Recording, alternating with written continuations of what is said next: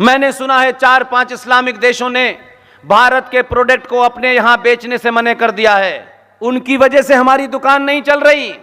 उन जाहिलों को बताना चाहिए, उनके बाप दादाओं के बारे में बताना चाहिए आज की जनरेशन को। ये भारत के आम नागरिक को पता होना चाहिए, जो आपके शहर में, इस देश के अलग अलग कोनों पर जो दिल चाहे स्टेटमेंट दे देते हैं और आप उनका प्रतिकार नहीं करते। कम से कम शब्दों से काउंटर करें। वो बताते हैं कि साहब हमने ताजमहल बनाया था, हमने लाल किला बनाया था। आप उनने पूछा कभी उनसे सऊदी अरब में कितने लाल किले हैं, कितने ताजमहल बनाए हैं तुमने? जो 1400 साल में अपने साइज का पजामा नहीं बना पाए वो ताजमहल बना रहे हैं और चिल्ला चिल्ला के बता रहे हैं ये हमारा आर्किटेक्चर है। तुम्हारा आर्किटेक्चर तो तुम्हें देख के ही पता चलता है, और हम जवाब नहीं दे रहे। लुटेरे भगोड़े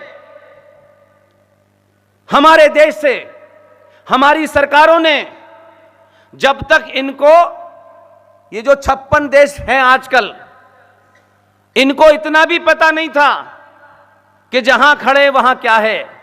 इनके लिए भारत से चंदा जाता था क्योंकि इनको पता ही नहीं था कि नीचे तेल है।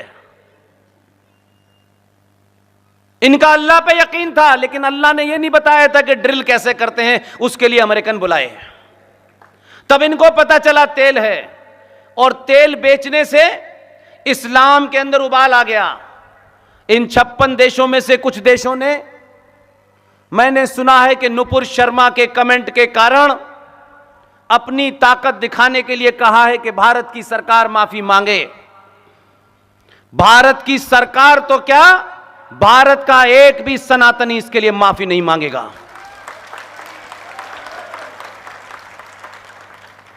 आपको बताता हूं मैं कौन लोग हैं, ये इनकी औकात क्या है। मैं कोई बात आपसे भावनाओं में बह के नहीं करूंगा। इनका एक संगठन है, organisation of Islamic countries, OIC।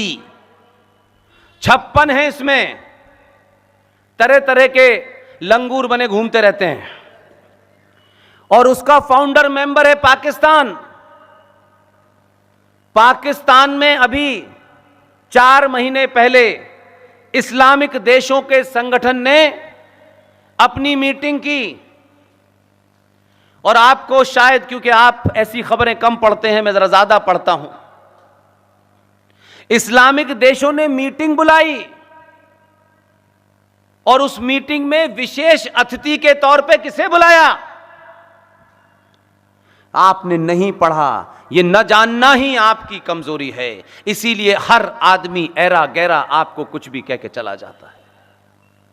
Islamic देशों की मीटिंग बुलाई, और उनको लगा कि हम भारत को थोड़ा धमका सकते हैं, तो उन्होंने किसको स्पेशल गेस्ट बनाया? चीन को बनाया। और चीन उनके सामने बैठा हुआ था, और चीन के सामने ये क्या कह रहे थे कि भारत में इस्लाम के खिलाफ बहुत ताकतें हैं, हमें कंडेम करना चाहिए। क्योंकि आपको सच्चाई नहीं पता है। आप समझते हैं कि दुनिया डिप्लोमेसी से चलती है। अभी हाल की घटनाओं ने बता दिया, न डिप्लोमेसी से चलती है, न UN चार्टर से चलती है, न ह्यूमन राइट्स से चलती है, न ये UNO जो दुकान 1945 को खोली गई थी अक्टूबर में, इससे नहीं चलती। दुनिया में जिसका जूता मजबूत होता है उसी से चलती है। इसलिए यूक्रेन के अंदर क्या हो रहा है, पूरी दुनिया क्या बकवास कर रही है। रशिया को लगा कि उसके बॉर्डर के पास अगर आताताई anti Russian forces, America NATO की फोर्सेस वहां आई, इससे पहले न तो उसने UNO की चिंता की, न UN के बारे में पूछा, न चार्टर के बारे में पूछा, न ह्यूमन राइट के बारे में पूछा, और घर में घुस के यूक्रेन को तोड़ दिया। उसने कहा मुझे अपना राष्ट्र सुरक्षित रखना है, कल कोई समाप्त तो हो जाए। जिस दिन आपके अंदर यह ताकत हो जाएगी तो UN के अंदर की बात छोड़ दीजिए, आप सीखिए। आज आज आपके सामने कई मिसालें हैं। इस बीमारी से बाहर निकलिए।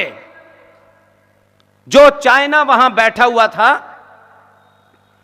उसके बारे में नहीं बोले।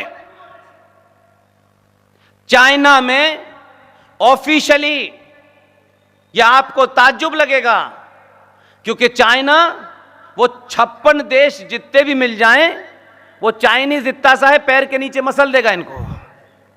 उसे बुला तो लिया कि भारत की बेइज्जती करेंगे इसके सामने, लेकिन ताज्जुब देखिए कि जो मीटिंग हुई उसमें भारत की चिंता जाहिर की गई मुसलमानों के बारे में, लेकिन चाइना में क्या हो रहा है? चाइना में कानूनी तौर पे रूल बना दिया है, आदेश हैं, ये लिखित में आदेश हैं, हमारी तरह नहीं है, कि जिस चटाई पे नमाज पढ़ रहे हो वो चटाई थाने में, पजामा नीचे, दाढ़ी आधी, और अगर मोहम्मद नाम रखा तो ऊपर पहुंचा देंगे।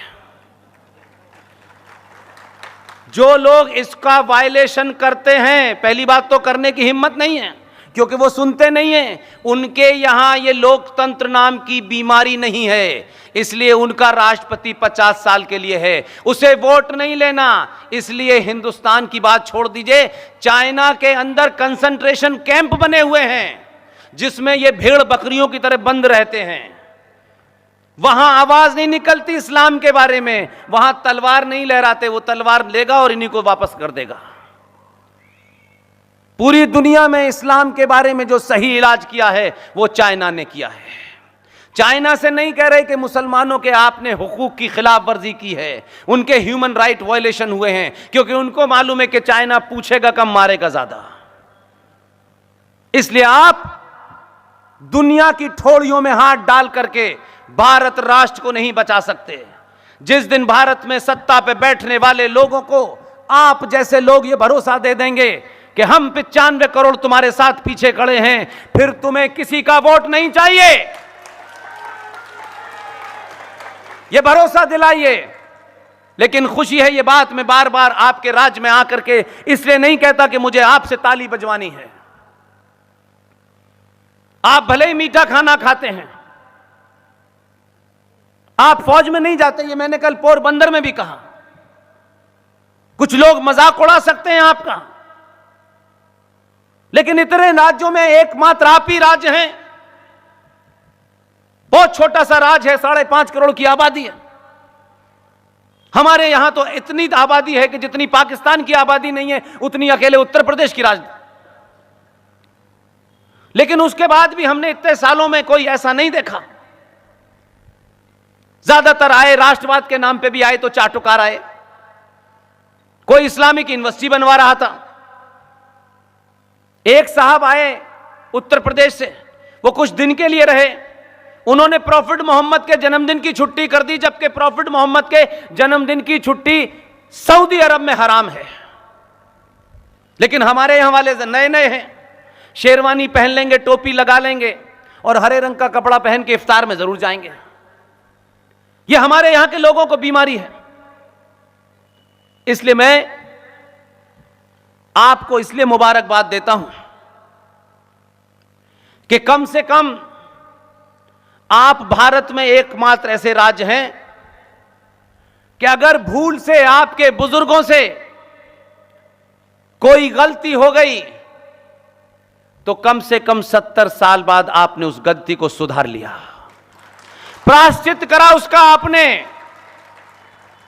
मैं तो पोरबंदर गया तो मुझे पता ही नहीं था, मुझे पता था कि 3 बंदर यहीं से गए हैं। अभी पता चला कि भाई पोरबंदर का मतलब वो 3 वाले बंदर नहीं हैं, ये तो एक बंदरगाह है इसलिए कहते हैं। खूब झूठ बोला उन्होंने और दुनिया ने, चापलूसों ने उनके चारों तरफ एक कोठरी बना दी और उन्हें बताया कि जो आप कहते हैं वो अंतिम वाक्य होता है। उस वक्त भी आपके सामने बहादुर लोग थे, लेकिन फिर भी गुजरात से जाने वाले किसी आदमी ने हमारे भजन में, हमारी आस्थाओं में अपने स्वार्थ के लिए टेम्परिंग कर दी और पढ़ दिया, उसके अंदर एक लाइन जोड़ दी, ईश्वर अल्लाह तेरो नाम। ये लाइन हमने जोड़ी, हम इसी को पढ़ के बड़े हुए। लेकिन आप खाना जरूर मीठा खाते हैं, लेकिन ट्रेनिंग देने वाले को बड़ी कड़वी ट्रेनिंग देते हैं। और आपकी तारीफ में इसलिए नहीं करता कि जिसे आपने दिल्ली में भेजा है मेरा उससे कोई रिश्ता है। जीवन में किसी नेता से न मिला, न मिलने की ख्वाहिश। एक ही ख्वाहिश है हमारी पूरी टीम की, हम ये काम जब तक जीवित हैं करते रहें और लोगों को ये बताएं कि आप दुनिया में सबसे बहादुर कौम हैं। आपके पूर्वजों ने कभी किसी को पीठ नहीं दिखाई, आपके पूर्वजों ने किसी को कायरता से नहीं मारा, आपके पूर्वजों ने अपनी आस्थाओं और परंपराओं और अपने विश्वास, अपनी संस्कृति को जिंदा रखने के लिए भी सनातन हिंदू परंपरा से निकले हुए गुरु गोविंद सिंह ने अपने दोनों पुत्र, जिन्हें एक इस्लामिक जिहादी ने तलवार के जोर पर यह कहा कि तुम अपना मत बदल लो, 6 साल के जोरावर सिंह और 9 साल के फतेह सिंह ने आंख में आंख डाल के उस इस्लामिक जिहादी से कहा कि हम वाहे गुरु के अलावा किसी को नहीं मानेंगे। उन